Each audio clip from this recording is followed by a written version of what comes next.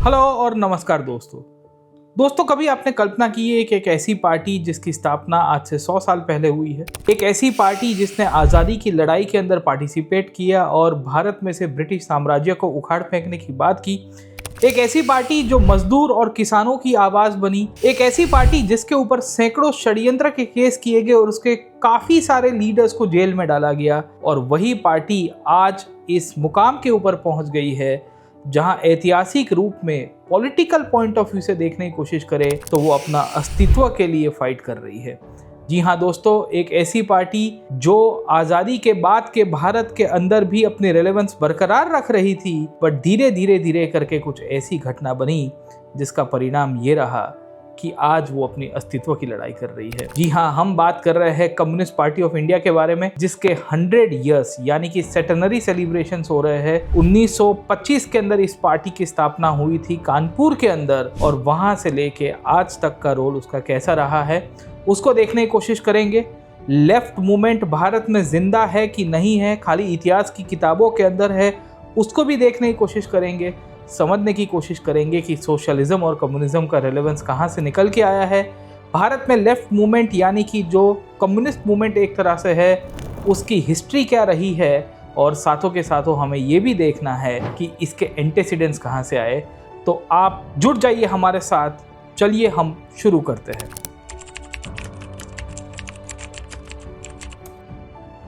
दोस्तों, भारत में communist party की स्थापना ऐसे तो देखा जाए 1925 में हुई थी, पर कम्युनिस्ट पार्टी की स्थापना के पहले हमें लेफ्ट जो टर्मिनोलॉजी उसको समझने की आवश्यकता है। लेफ्ट टर्म का उपयोग कहां से होना शुरू हुआ, तो शुरू होता है 1789 से। जी हाँ दोस्तों, 1789 में फ्रांस की क्रांति हुई। क्रांति का परिणाम यह हुआ कि वहां पे राजाशाही को उखाड़ के फेंक दिया जाता है। इवेंचुअली एक नई सरकार बन के आती है, नेशनल असेंबली, जहां अलग अलग विचारधारा के लोग निकल के आए थे, और स्पीकर के राइट साइड के ऊपर अमुक सपोर्टर्स बैठते थे, उनके लेफ्ट साइड के ऊपर भी हमें देखने को मिलता है कि there was a group of people. Left side में जो बैठने वाले लोग थे बड़े रेडिकल थे। उनका ये मानना था कि ये जो मोनार्की वाली एग्जिस्टिंग सिस्टम है उसको उखाड़ के फेंक देना चाहिए और एक नई ऑर्डर की व्यवस्था करनी चाहिए। राइट चाहता था कि पुराने ऑर्डर के अंदर जो भी चीज़ें अभी भी रेलेवेंट है उसको बरकरार रखा जाए, और एक लिमिटेड प्रकार के लोग भी थे जो सेंटर के अंदर बैठते थे। ऐसा मानते हैं कि लेफ्ट जो रेडिकल आइडियोलॉजी से निकल के आया, जिसने कहा कि एग्जिस्टिंग सिस्टम को उखाड़ फेंकना चाहिए, इनइक्वालिटीज तभी खत्म हो पाएगी, एक्सप्लॉयटेशन तभी खत्म हो जाएगा, वहाँ से ही इसका उद्भव देखने को मिलता रहता है। इस आइडियोलॉजी धीरे धीरे करके आगे चली और उसी के अंदर से हमें ये पता चलता है कि सोशलिज्म निकल के आया। क्यों? क्योंकि जैसे जैसे इंडस्ट्रियलाइजेशन होगा, जैसे जैसे कैपिटलिस्टिक डेवलपमेंट होगा, वैसे वैसे ही समाजवाद की भी बात होने की शुरुआत हो गई। एक ऐसी आइडियोलॉजी जो कहती है कि सोशल इनइक्वालिटीज़ खत्म हो जानी चाहिए, एक ऐसी आइडियोलॉजी जो कहती है कि private ownership of means of production यानी कि लैंड, लेबर, फैक्ट्रीज, रिसोर्सेज जितने भी है वो सब की सब पब्लिक ओनरशिप के अंदर होनी चाहिए, यानी कि व्यक्तिगत उसका मालिक नहीं होना चाहिए। जो कहता है कि प्रोडक्शन के अंदर का जो शेयर है वो मजदूरों को मिलना चाहिए, और बेसिक राइट्स जैसे कि हेल्थ, एम्प्लॉयमेंट, एजुकेशन, अल्टीमेटली इन सब की मदद से जो down trodden sections of the society है उसको अपलिफ्ट किया जा सकता है। इसी आइडियोलॉजी को जब आगे कंटिन्यू किया जाता है तो इसी के अंदर से हमें देखने को मिलता है कम्युनिज्म का भी डेवलपमेंट हुआ, जो आगे जाके हमें देखने को मिलता है कि कार्ल मार्क्स और फ्रेडरिक एंगल्स जो उस दौर के अंदर 1848 के अंदर एक बुक के द्वारा पब्लिश करते हैं जिसे हम लोग कहते हैं कम्युनिस्ट मैनिफेस्टो। जो हाँ, कार्ल मार्क्स ने अपना सोशलिज्म और कम्युनिज्म का दर्शन दिया, जहां उसने यही चीज़ को फिर से दोहराने की कोशिश की और आगे जाके ये कहा कि एक दिन आएगा जहां कैपिटलिस्ट क्लास को उखाड़ फेंक दिया जाएगा बाय द प्रोलिटेरिएट। प्रोलिटेरिएट में कौन होगा? तो मजदूर होगा, सर्वहार होगा, जो एक तरह से इंडस्ट्रीज के अंदर काम कर रहा है। सोशलिज्म एक तरह से देखने की कोशिश करोगे तो एक ऐसी इकोनॉमिक सिस्टम को हाईलाइट करवाने की कोशिश कर रहा है, और कम्युनिज्म उसके साथ जब मर्ज होता है एक वायलेंट रिवॉल्यूशन के बेसिस के ऊपर से, जहां इनका ये मानना है कि औद्योगिक क्रांति ने समाज के अंदर बहुत सारे क्लासेस का निर्माण किया है, जहां एक वर्ग हैव है और दूसरा है have not. Eventually Karl Marx ने ये प्रेडिक्ट किया था कि कैपिटलिज्म भविष्य में कोलैप्स होगा, और पूरा का पूरा यूरोप जहाँ जहाँ औद्योगिकरण हुआ है, इंडस्ट्रियल रिवॉल्यूशन हुआ है, वो सब का सब इवेंचुअली यहाँ पे सोशलिज्म और कम्युनिज्म की तरफ जाएगा। मुद्दे की बात ये नहीं है, मुद्दे की बात ये है कि भारत के अंदर ये जो लेफ्ट और सोशलिस्ट आइडियोलॉजीज है ये कैसे निकल के आई।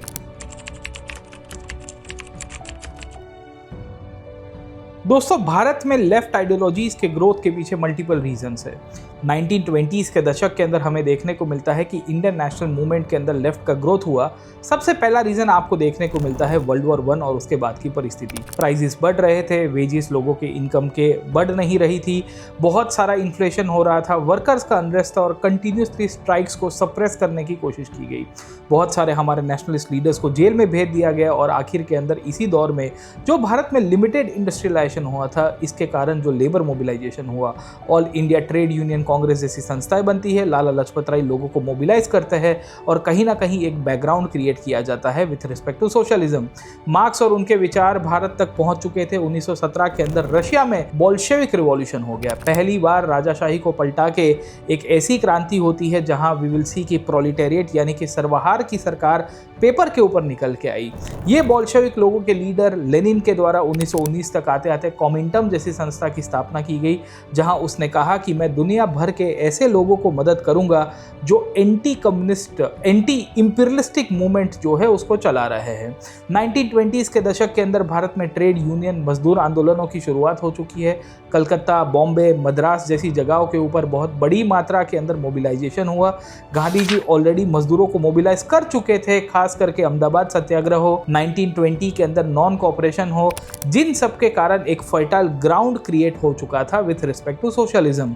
भारत के बहुत ही एक युवा वर्ग था जो अनएम्प्लॉयड था, जिनको ये भी दिक्कत थी कि गांधी जी के द्वारा दिया गया जो दर्शन है, जो नॉन वायलेंस के माध्यम से ये कह रहा है कि हम अंग्रेजों से सामने लड़ेंगे, वो कहीं ना कहीं एक ट्रिगर पॉइंट के रूप में भी निकल के आया। 1920s के दशक के अंदर ही देखोगे तो ग्रेट डिप्रेशन होता है। अमेरिका के कारण पूरी की पूरी कैपिटलिस्टिक इकोनॉमी यूरोप तक आग लग जाती है और इवेंचुअली हमें ये देखने को मिलता है कि पूरी की पूरी भारतीय अर्थव्यवस्था भी चरमरा गई। क्यों? क्योंकि India was a colony under the British colonial order. इसके कंटेम्प्रेरी पीरियड में यूएसएसआर यानी कि सोवियत रूस जो उस पीरियड के अंदर था, वहाँ पे ग्रोथ हो रही है। सोशलिज्म बहुत अट्रैक्टिव लग रहा था और इसी दौर के अंदर भारत के अंदर हम देखने की कोशिश करेंगे तो बहुत सारे लेफ्ट लीनिंग लीडर्स का भी उद्भव हुआ, जैसे कि जवाहरलाल नेहरू, सुभाष चंद्र बोस, जो चाहते थे कि हमें रशियन मॉडल को भी कहीं ना कहीं देखना चाहिए। इसी बैकग्राउंड के अंदर 1920s के अंदर भारत में 3 ट्रेंड्स में सोशलिज्म का ग्रोथ होगा। पहला जिसे हम लोग कहते हैं कम्युनिज्म, जो कॉमिंटर्म कंट्रोल था, जो यूएसएसआर से मोबिलाइज होता था। दूसरा देखने की कोशिश करेंगे वो है सीएसपी, कांग्रेस सोशलिस्ट पार्टी या लेफ्ट विद इन कांग्रेस कहते हैं, जहां कांग्रेस के अंदर ही अमुक लेफ्टिस्ट और सोशलिस्ट लीडर थे जो कांग्रेस को डेमोक्रेटिक सोशलिज्म की तरफ लेके जाने की कोशिश करेंगे।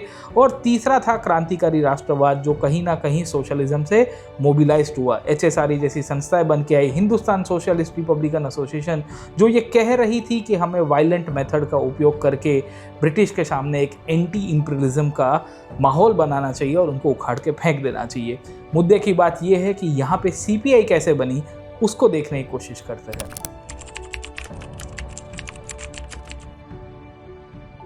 दोस्तों भारतीय इतिहास के अंदर कम्युनिस्ट पार्टी ऑफ इंडिया की जब बात करेंगे तो वो 2 पार्ट के अंदर बनते आते हुए आपको निकल के आएगी। पहली सीपीआई 1920 के अंदर बनती है जब मानवेंद्र नाथ रॉय, जी हाँ दोस्तों, ओरिजिनल नाम नरेंद्र नाथ भट्टाचार्य हुआ करता था, एक क्रांतिकारी थे, अनुशीलन समिति के साथ जुड़े हुए थे। यहाँ से भारत छोड़ के फिर नॉर्थ अमेरिका गए और वहाँ से अमेरिका से मैक्सिको जाके क्रांति की बात कर रहे थे। उनके द्वारा एक क्रांतिकारी का संपर्क किया गया, उनका नाम था माइकल बोरोडिन। माइकल बोरोडिन उनको कहते हैं कि आप हमारे साथ रशिया चलिए, हम आपको लेनिन के साथ मुलाकात कराएंगे और लेनिन चाहता है कि हम पूरी दुनिया भर के अंदर कम्युनिस्ट रिवॉल्यूशन आए। खैर इसी बेसिस के ऊपर रॉय वर्सेस लेनिन की एक डिबेट हुई और एमएन रॉय 1920 के अंदर अपने कुछ साथियों के साथ, जैसे कि अबानी मुखर्जी जैसे उनको साथी मिलेंगे, जिनकी मदद से वो कम्युनिस्ट पार्टी ऑफ इंडिया की स्थापना करते हैं। भारत में नहीं, पर यह स्थापना की जाती है ताशकंद नाम की जगह पे, जो आज का सेंट्रल एशिया है। इंटेंशन ये था कि सोवियत रूस की मदद से हम भारत के अंदर एक विद्रोह प्लान करेंगे, पर यह पहली बार हमें देखने को मिलता है कम्युनिस्ट पार्टी की कल्पना की गई। खैर ये जो भी कम्युनिस्ट पार्टी 1920 के अंदर आपको देखने को मिलती है, इसकी मदद से इन्होंने वैनगार्ड जैसी जर्नल शुरू की। मल्टीपल कम्युनिस्ट लीडर्स ने भारत में घुस के क्रांति का एक आधार भी बनाया। 1922 के दशक के अंदर शायद इसी का ही परिणाम था कि ब्रिटिश ने एमएन रॉय के द्वारा जो ट्रेंड यूथ था, जो सेंट्रल एशिया से इंडिया की तरफ आ रहा था, उनको पेशावर कॉन्स्पिरेसी के अंदर पकड़ भी लिया। 1920s के दशक में ही भारत के बाहर भी सैकड़ों कम्युनिस्ट लीडर्स निकल के आए, जैसे कि Virendranath Chattopadhyay, we will find ऐसे डांगे, इसी दौर के अंदर सिंगारवेलू जैसे लीडर्स भी देखने को मिलते हैं। और इसी दौर में बोल्शेविक पार्टी से मोबिलाइज होके इंडिया में कुछ लोगों ने कम्युनिस्ट पार्टी को एक फिर से री एस्टैब्लिश करने की कोशिश की। शायद इसी का ही परिणाम था कि 1924 के अंदर आते आते यही कुछ लीडर्स को कानपुर बोल्शेविक कॉन्स्पिरेसी केस के अंदर पकड़ लिया गया, जिसमें ऐसे डांगे, मुजफ्फर अहमद, शौकत उस्मानी और नलिनी गुप्ता जैसे लीडर्स को सेंटेंस भी किया जाता है। अंग्रेज़ों का मानना ये था कि ये करने से हम कम्युनिस्ट मूवमेंट को स्टॉप कर देंगे, पर कहानी कुछ अलग जाती है। 1925 तक आते आते हमें ये देखने को मिलता है कि 26 दिसंबर के दिन कानपुर में फिर से जो रीजनल कम्युनिस्ट पार्टीज और बाकी सारे लीडर्स थे ये सब के सब इकट्ठे हुए और सिंगारवेलू साहब की अध्यक्षता के अंदर एक सेंट्रल कमेटी का गठन किया गया। कम्युनिस्ट पार्टी को फिर से रिवाइव किया गया और ये कहते हैं कि 26 दिसंबर 1925 के अंदर जो पार्टी बन के आई वो official communist party of India बनी। एक फॉर्मल बिगिनिंग मानी जाती है और कहा जाता है कि जो ताशकंद के अंदर जो कम्युनिस्ट पार्टी बनी थी 1920 में एम.एन. रॉय के द्वारा, वो इमिग्रेंट्स के द्वारा बनाई गई थी। एम सिंगारवेलू चेटियार ही वो व्यक्ति थे जिन्होंने 1925 के अंदर कम्युनिस्ट मूवमेंट को फिर से रिवाइव किया। उन्होंने कानपुर के अंदर जो स्पीच दी उसमें बहुत क्लियर कट कहा कि गांधी जी वाला अप्रोच नहीं चलेगा। सिंगारवेलू तो वहाँ तक कहते हैं कि बुद्धा और जीसस भी कम्युनिस्ट थे, क्योंकि उन्होंने वहाँ पे जो क्लास डिवाइड थी सोसाइटी की वो ख़त्म की और कांग्रेस को उन्होंने बुर्जुआ पार्टी के रूप में आइडेंटिफाई किया कि ये अमीरों की पार्टी है। 1920s और 30s के दशक के अंदर इस कम्युनिस्ट मूवमेंट ने ही छोटी छोटी पार्टीज का निर्माण कराया, जिसे हम लोग कहते हैं WPPs, workers and peasant parties. छोटे छोटे कम्युनिस्ट पार्टीज की मदद से भारत में मजदूर और किसानों को मोबिलाइज करवाने की कोशिश की गई। इंटेंशन ये था कि हम कांग्रेस को और रेडिकलाइज करें और लेफ्ट लीनिंग करें और पूरे भारत के अंदर हम लोग विद्रोह का भी एक प्लान करें, पर ब्रिटिश उसके पहले इन सबको पकड़ना शुरू कर देते हैं। जैसे 1924 के अंदर कानपुर बोल्शेविक कॉन्स्पिरेसी केस हुआ, वैसे ही हमें देखने को मिलता है 1929 तक आते आते मेरठ कॉन्स्पिरेसी केस होगा, जहां 30 से ज़्यादा कम्युनिस्ट लीडर्स को पकड़ा गया। आयरनी इस बात की थी कि इस कम्युनिस्ट लीडरशिप के अंदर आपको अंग्रेज लीडर्स भी मिलेंगे, जैसे कि Philip Spratt, mister Bradley, Hutchinson, Muzaffar Ahmed और पीसी जोशी जैसे लोग, जिनके ऊपर ट्रायल भी चलता है और बड़ी मात्रा के अंदर इन सबको जेल में भी डाला गया। कांग्रेस अब इनके फेवर में आ जाती है, गांधी जी खुद इनको मिलने के लिए जाते हैं और एक साइड के ऊपर सरकार ने इनको सप्रेस करना शुरू कर दिया। 1929-30 तक आते आते जैसे भारत के अंदर कम्युनिस्ट मूवमेंट स्ट्रांग हुआ, सरकार ने कानून पास किए, जैसे कि ट्रेड डिस्प्यूट एक्ट, जहां पे ट्रेड यूनियंस को कहा गया कि आप कोई भी प्रकार की स्ट्राइक नहीं करेंगे और करेंगे तो नौकरी से चले जाओगे। पब्लिक सेफ्टी बिल जैसे बिल लाए गए, जहां फॉरेनर्स को डिपोर्ट किया जाता है, एक से एक ट्रायल चलाए जाते हैं। इनडायरेक्टली हमें देखने को मिलता रहता है कि कम्युनिस्ट मूवमेंट को सप्रेस किया गया। दिक्कत ये थी कि कम्युनिस्ट मूवमेंट का एक बेस बन चुका है और ग्लोबल डिप्रेशन के कारण भारत में कम्युनिस्ट मूवमेंट का और जो है वो स्थापना आगे चलता रहा। 1930s के दशक में जब सरकार ने देखा कि कम्युनिस्ट मूवमेंट को कंट्रोल नहीं कर पा रहे हैं, तो CPI को 1934 के अंदर बैन करवा दिया गया। आयरनी इस बात की थी कि सरकार ये सोच रही थी कि ये करने से हम कम्युनिस्ट मूवमेंट को स्टॉप करेंगे, पर भारतीय इतिहास में फिर करवट बदली। कम्युनिस्ट लीडर्स को इस दौर के अंदर समझ में आ रहा था कि अगर हमें सरकार के सामने भिड़ना है तो क्रांतिकारी माध्यम से नहीं भिड़ सकते। शायद इसी का ही कारण था कि 1934 के अंदर ये जो कम्युनिस्ट लोगों के अंदर जो लेस रेडिकल लोग थे, जिन्होंने एक नई पार्टी बनाई जिसे हम लोग कहते हैं कांग्रेस सोशलिस्ट पार्टी, CSP की स्थापना की जाती है। जयप्रकाश नारायण, मीनू मसानी, आचार्य नरेंद्र देव, राम मनोहर लोहिया जैसे लोग, जिन्होंने कहा कि हमें कांग्रेस के अंदर घुसना चाहिए और कांग्रेस को टुवर्ड सोशलिज्म की तरफ लेके जाना चाहिए। हम ये जो कम्युनिस्ट मूवमेंट के आइडियोलॉजी के बेसिस के ऊपर से विद्रोह प्लान कर रहे हैं, ये पॉसिबल नहीं होगा। हमें मासेस को मोबिलाइज करना पड़ेगा, जमींदारी को अबॉलिश करना पड़ेगा और एक डेमोक्रेटिक सोशलिज्म लाने की आवश्यकता है। 1930s के दशक में ही ये CSP ने अपना एक नया थीसिस दिया, जिसे हम लोग कहते हैं मेरठ थीसिस, जहां इन्होंने कहा कि कांग्रेस के अंदर जो बुर्जुआ यानी कि जो अमीर वर्ग है उसको खत्म करके कांग्रेस को सोशलिज्म की तरफ लेके जाना चाहिए। इसी दौर के अंदर कम्युनिस्ट पार्टी के अंदर भी धीरे धीरे बदलाव हुआ। कम्युनिस्ट पार्टी ऑफ इंडिया के अंदर एक नए लीडर निकल के आए, RP दत्त, R पालमे दत्त, रजनी पालमे दत्त, जिन्होंने ब्रैडली के साथ मिलकर एक थीसिस दिया जिसे हम लोग कहते हैं दत्त ब्रैडली थीसिस, जहां कम्युनिस्ट पार्टी के लीडर्स को कहा जाता है कि आप भी नेशनल मूवमेंट में ज्वाइन करिए, कांग्रेस को भी आप भी इन्फिल्ट्रेट करिए, किसान सभा मूवमेंट, स्टूडेंट मूवमेंट, भारत में जो थिएटर का मूवमेंट है, उन सबको पुश करी और इंटेलिजेंशिया की मदद से कम्युनिस्ट मूवमेंट को आगे चलाइए। 1930s के दशक तक आते आते ब्रिटिश सरकार के रिप्रेशन के कारण ज़्यादातर कम्युनिस्ट लीडर्स सोशलिस्ट और डेमोक्रेटिक मूवमेंट के अंदर कन्वर्ज हो चुके हैं। सुभाष बोस जैसे लीडर्स कांग्रेस से थोड़े विपरीत होकर फॉरवर्ड ब्लॉक नाम की संस्था करते हैं, वो भी एक तरह से सोशलिस्ट पार्टी ही हुआ करती है। 1920s और 30s के दशक के अंदर कम्युनिस्ट पार्टी के ऊपर बहुत आरोप लगे कि आप कभी कांग्रेस से अलग जाते हो, उनको बुर्जुआ कहते हो, दूसरे दिन आप कांग्रेस में घुसने की कोशिश करते हो, आपको इलीगली घोषित कर दिया गया है और इंडियन नेशनल मूवमेंट के सैकड़ों मूवमेंट में आपने पार्टिसिपेट नहीं किया। जैसे कि क्विट इंडिया मूवमेंट के ऊपर कम्युनिस्ट पार्टी के ऊपर आरोप लगा कि भाई आपने क्यों इसको सपोर्ट नहीं किया। वर्ल्ड वॉर 2 में आप उस दौर के अंदर एक क्रिटिकल जंक्शन में इतने बड़े मास मूवमेंट को सपोर्ट नहीं करते हो, और बाद में जब सपोर्ट करने आए उसके पीछे का भी कारण ये था कि आपका जो आला कमान था, यानी कि हाई कमांड था, सोवियत रूस, उसने ब्रिटिश के साथ अलायंस कर दी थी जर्मनी के सामने। तब जाके हमें देखने को मिलता रहता है कि आप एक हुए।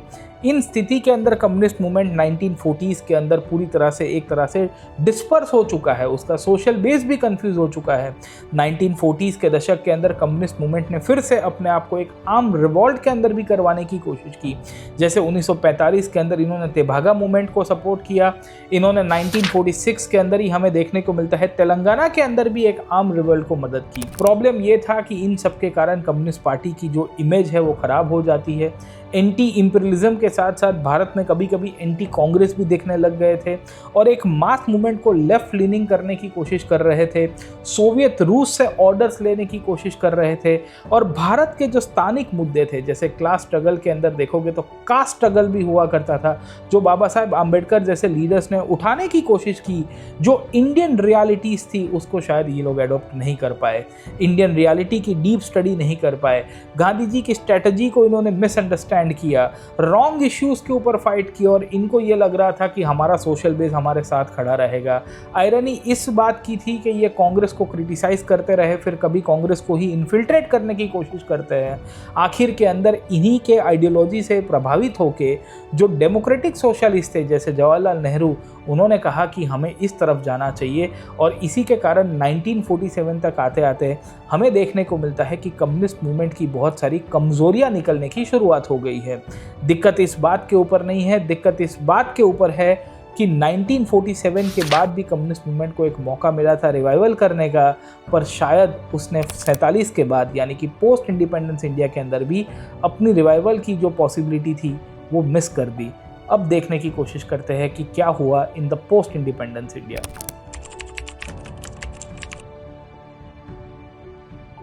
दोस्तों, in the post independence India communist movement का अपना जो लेजिटिमेट बेस था उसके ऊपर सवाल उठना शुरू हो गया।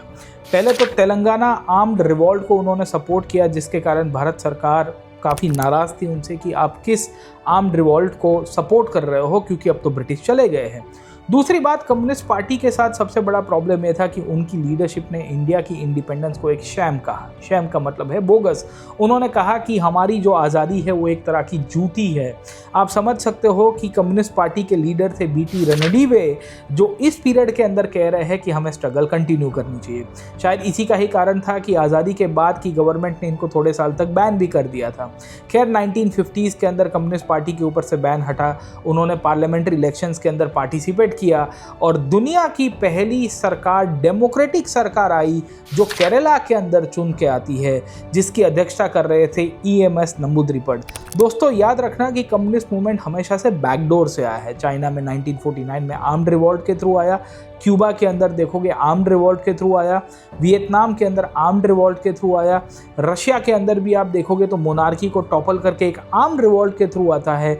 भारत में 1957 के अंदर पहली बार एक डेमोक्रेटिक इलेक्टेड गवर्नमेंट निकल के आई।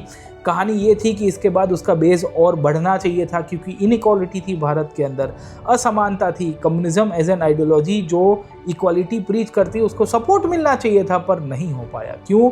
क्योंकि कम्युनिस्ट पार्टी अपनी जो आइडियोलॉजिकल लीडरशिप है उसको लेके कंफ्यूज रही। 1960s में जैसे इंडिया चाइना के बीच में लड़ाई हुई तो कम्युनिस्ट पार्टी के अंदर भी स्प्लिट हो जाती है, क्योंकि कम्युनिस्ट पार्टी में एक ग्रुपिंग अभी भी प्रो चाइना था, 1960s के दशक के अंदर ही चाइना और सोवियत रूस के बीच में संघर्ष हुआ।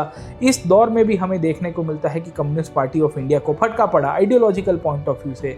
यही कम्युनिस्ट पार्टी 1967 के तक आते आते हमें देखने को मिलता है कि नक्सल मूवमेंट को सपोर्ट करने की शुरुआत करेगी, और शायद इसी के ही कारण इनको ओवर यूज ऑफ वायलेंस के लिए हाईलाइट किया गया और इनके कारण ये और कमज़ोर पड़ने की शुरुआत करेंगे।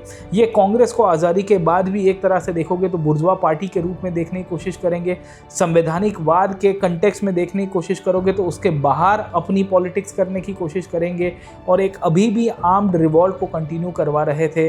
शायद इसी का ही कारण था कि धीरे धीरे करके इनका जो एक ग्रुप था उसको एक्सट्रीम लेफ्ट, जो रेडिकल लेफ्ट है, उसके साथ जोड़ने की कोशिश की गई। इन सब के बावजूद भी भारत के कुछ राज्यों के अंदर कम्युनिस्ट मूवमेंट स्ट्रॉन्ग रहा। 1977 से लेकर 2011 तक हमें देखने को मिलता है कि बंगाल के अंदर लेफ्ट फ्रंट की सरकार रही थी। बहुत बड़ी बात थी, क्योंकि इतने लॉन्ग टाइम तक कोई एक पार्टी, एक आइडियोलॉजी की सरकार एक स्टेट के अंदर रह रही, वो दर्शा रहा है कि पब्लिक को अभी भी इनके ऊपर ट्रस्ट था। 1990 से लेकर 2018 तक आप त्रिपुरा के अंदर देखोगे, जो नॉर्थ ईस्ट का स्टेट है, वहाँ पे भी आपको कम्युनिस्ट पार्टी की सरकार देखने को मिलेगी। दिक्कत ये थी कि कम्युनिस्ट पार्टी को खाली स्टेट नहीं, सेंटर में भी मौका दिया गया। कोalition गवर्नमेंट्स में वीपी सिंह की सरकार हो, यूपीए के अंदर 2004 के अंदर आप देखोगे तो इनको 60 से ज़्यादा लोकसभा के अंदर सीट्स मिलती है। सबसे बेस्ट परफॉर्मेंस रहा था कम्युनिस्ट पार्टीज़ का। दिक्कत यहाँ से शुरू हुई कि इन सब के बावजूद भी वो अपने बेस को कंसोलिडेट नहीं कर पाई। पहले बंगाल हार गए, लोकसभा के चुनाव में भी उनको फटका पड़ना शुरू हो गया, और धीरे धीरे करके हमें देखने को मिलता है कि त्रिपुरा से भी इनकी विदाई हो गई। आज केरला को छोड़ दीजिए और एक आइडियोलॉजिकल पॉइंट ऑफ व्यू से देखने की कोशिश करोगे तो पब्लिक के अंदर इनकी जो पकड़ है वो धीरे धीरे कमज़ोर हो रही है। गिने चुने एमपीज आपको देखने को मिलते हैं, और इसके पीछे सैकड़ों रीजंस कुछ स्कॉलर्स ने लिखे हैं। जैसे कि एक आपको मिलता है मल्टीपल स्प्लिट्स होना। मल्टीपल स्प्लिट्स क्यों? क्योंकि सीपीआई के रूप में नहीं रही, सीपीआईएम, सीपीआईएमएल, सीपीआईएमएल माओइस्ट के रूप में, मार्क्सिस्ट लेनिनिस्ट के रूप में, इसमें बहुत सारे आपको वी विल सी की स्प्लिट्स हो गए। इनमें से अमुक ग्रुपिंग तो आर्म्ड रिवॉल्ट को सपोर्ट करते गए, जिसको भारत सरकार ने बैन कर दिया।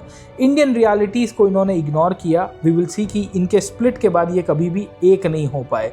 याद रखना दोस्तों कि left parties one of the earliest थी जो ब्रिटिश के सामने फाइट करती है, ट्रेड यूनियंस को पुश करती है, किसान सभाओं को पुश करती है, स्टूडेंट मूवमेंट को पुश करती है। पर दिक्कत ये रही है कि इन द पोस्ट इंडिपेंडेंस इंडिया ये इवोल्यूशन के पॉइंट ऑफ व्यू से थोड़े पीछे रह गए। आप देखिए communist system across the world evolve हुई है।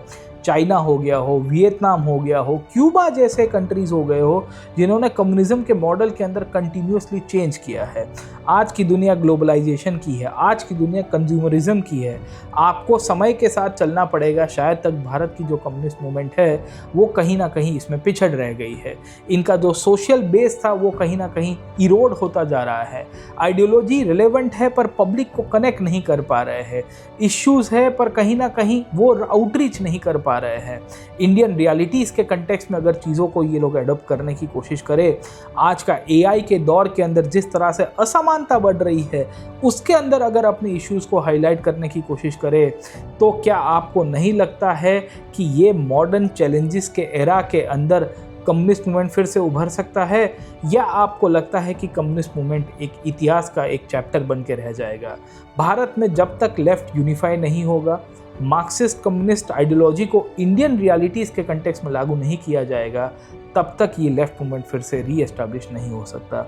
आशा करते हैं कि आपको ये सेशन अच्छा लगा।